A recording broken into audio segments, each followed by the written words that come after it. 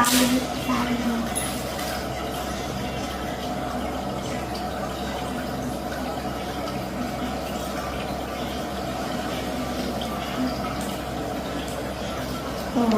ai có thể xem.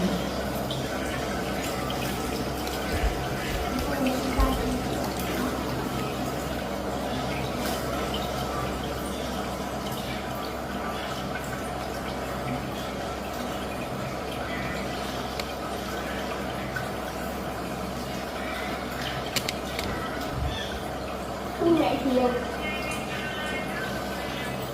Mua lại nhiều. Cái này thì phát cái chân này phải không? Dạ. Đặt tục cho mình à?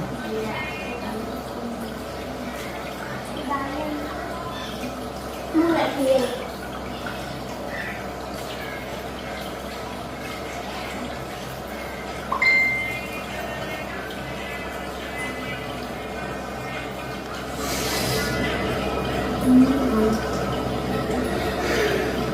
Mong như tất cả ba hai sủa. Tất cả phải cơ nhá nha.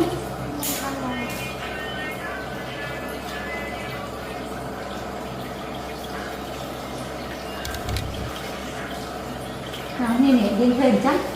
Biết hơi ti nặng tay nhẹ nó nhưng mà buồn cho nó.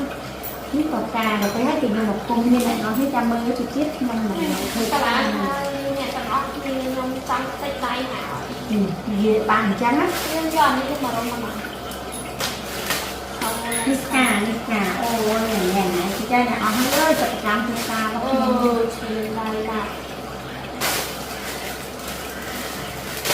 ô là các bạn cửa nó mở chơi cái này cái chồng tài với mình đấy mở chơi còn hơn này ôi các con thì máy chưa mà không tay à cái hơn cho chơi để ai làm ai thế anh chung chiếc chân cái này muốn hát trâu để cũng muốn đợt bài này hồng chắc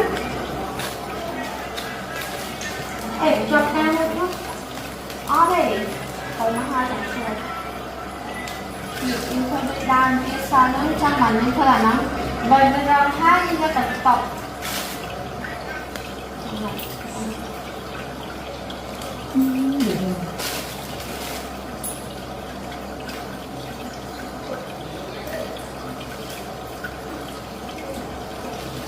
để không bỏ lỡ những video hấp dẫn